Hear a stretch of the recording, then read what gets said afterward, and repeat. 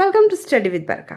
आज हम देखेंगे generalization, specialization and aggregation in ER model.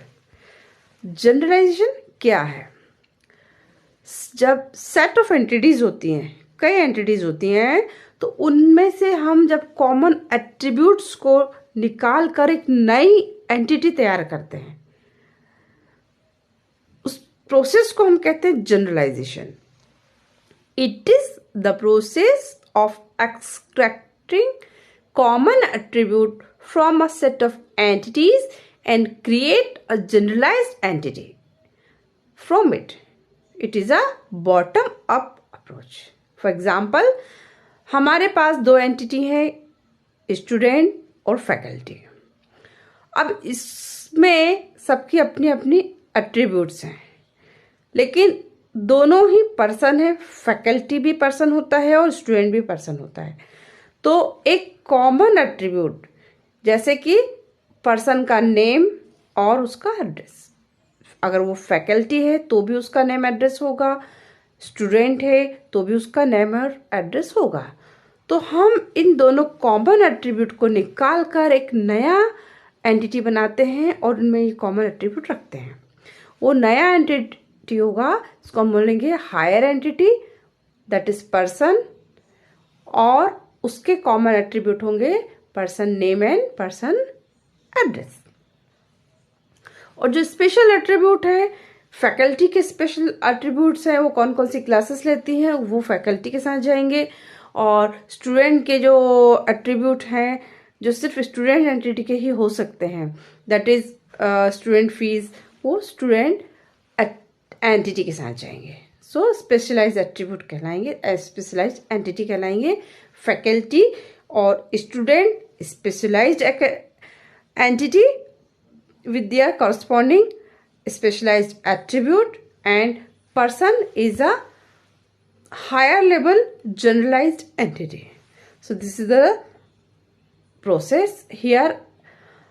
पहले हमारे पास था फैकल्टी और स्टूडेंट, ये दो एंटिटी थी, दोनों के पास उनका एड्रेस और उनका नाम था एट्रीब्यूट में, और स्टूडेंट के पास स्टूडेंट फीस एक और एट्रीब्यूट था। हमने इन दोनों एट्रीब्यूट से कॉमन एट्रीब्यूट निकाले, दोनों एंटिटी से कॉमन एट्रीब्यूट उनका एड्रेस और उनका नाम निकाला, और एक common entity higher level entity बनाया पर्सन, और इस एंटिटी के साथ ये दोनों कॉमन एट्रीब्यूट जुड़ दिए, और person is a faculty and person is a student. So अगर हम ऊपर से नीचे देखते हैं तो हमें लगता है कि स्पेशलाइजेशन हो रहा है, और नीचे से ऊपर अभी हमने क्या किया है, दो एंटिटी से कॉमन एट्रीब्यूट निकाल के एक नया एंटिटी क्रिएट किया है, हायर लेवल का एंटिटी, और उनमें ये कॉमन एट्रीब्यूट रखे हैं, ऐड किए हैं। तो ये प्रोसेस कहला रही है जनरलाइजेशन, और इसको हम कहते हैं बॉटम अप अप्रोच, क्योंकि नीचे से हम ऊपर जा रहे हैं। और इसी का रिवर्स देखते हैं कि अगर हमारे पास पर्सन्स हैं या एम्प्लॉय हैं, देखिए नेक्स्ट एग्जांपल में हमारे पास एक एंटिटी है एम्प्लॉय। एम्प्लॉय, अब मेरी सॉफ्टवेयर कंसल्टेंसी है, सॉफ्टवेयर का मेरे पास बिजनेस है, तो मेरे पास एम्प्लॉय हैं, उसमें सॉफ्टवेयर डेवलपर भी हैं और सॉफ्टवेयर टेस्टर भी हैं। सो मैंने क्या किया, मेरे जितने भी एम्प्लॉय हैं, एम्प्लॉय एक एंटिटी बना दी, उसमें एक कॉमन एट्रीब्यूट एम्प्लॉय का सैलरी और एम्प्लॉय का नेम रखा है। अब ये एम्प्लॉय जो कॉमन एंटिटी है उसमें मैंने फिर स्पेशलाइजेशन किया। So employee is a developer as well as employee is a tester, दो प्रकार के एम्प्लॉय हैं। तो मैंने दो अलग प्रकार की एंटिटीज बना दी, डेवलपर एंड टेस्टर। टेस्टर जो एम्प्लॉय हैं उनके साथ उसका टेस्टिंग टाइप, उनके एट्रीब्यूट रखे हैं, और जो डेवलपर हैं उनके साथ उनके एट्रीब्यूट रखे हैं। तो this process top to bottom approach यहां हो रहा है, ऊपर से नीचे specialization. So this is called specialization. So in specialization an entity is divided into sub-entities based on their characteristics. It is a top-down approach where high level entity is specialized into 2 or more lower level entities. For example, employee entities in the employee management system can be specialized into developer and tester. So the common attributes जो है वो higher entity के part रहेंगे और specialise attribute जो रहेंगे वो specialised entity के साथ रहेंगे. अब तीसरी चीज आती है एग्रीगेशन. तो क्या होता है कि ईआर डायग्राम में हर प्रकार की रिलेशनशिप हम नहीं शो कर पाते हैं. कुछ सिनेरियो तो उसके लिए हम एग्रीगेट करते हैं. देखिए कैसे. यहां हमारे पास एम्प्लॉयज हैं, प्रोजेक्ट पर वर्क कर रहे हैं. So there are 2 entity. One is employee, second is project. 2 entity हैं, एम्प्लॉय एंड प्रोजेक्ट. रिलेशनशिप है works for. Employee works for project. Project पे काम करना है एम्प्लॉयज, कई एम्प्लॉय. अब उन्हें रिक्वायरमेंट है मशीनरी की. सो एम्प्लॉय को अपने काम करने के लिए जो प्रोजेक्ट है जिसके लिए वो काम कर रहे हैं उस प्रोजेक्ट के लिए एम्प्लॉयज को मशीनरी की रिक्वायरमेंट है. तो यहाँ बहुत सारी चीजें हो गई हैं.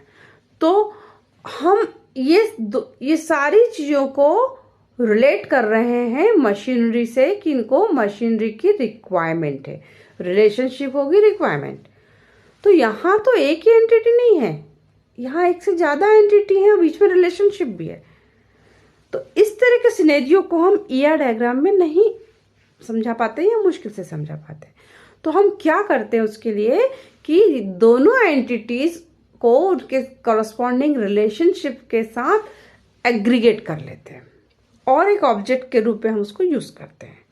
तो यहाँ हम तीनों को हमने एग्रीगेट करके एज ए एंटिटी हमने इसको यूज किया है और इस एग्रीगेटेड एंटिटी का relationship require is the relationship दूसरी एंटिटी मशीनरी से किया है. So here aggregated entity is employee works for project.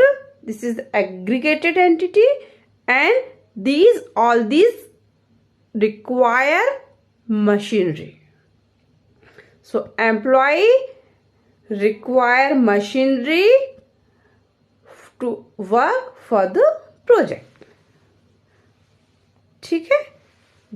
एक से ज्यादा यहां पर एग्जाम्पल में employee working for a project may require some machinery. So require relationship is needed between relationship work for and entity machinery. So using aggregation, works for relationship with its entity employee and project is aggregated into single entity and relationship require is created between aggregated entity and machinery. 2 entity को उनकी relationship के साथ हमने aggregate किया है और इस पूरे एग्रीगेटेड रिलेशनशिप को हमने रिलेट किया है तीसरी एंटिटी से. इस तरह के कॉम्प्लेक्स स्ट्रक्चर में हमने एग्रीगेशन यूज किया है और एक सिंगल एंटिटी बनाई है और इस सिंगल एग्रीगेटेड एंटिटी का रिलेशनशिप किया है दूसरी मशीनरी एंटिटी के साथ. So if any question ask और comment. Thank you for watching.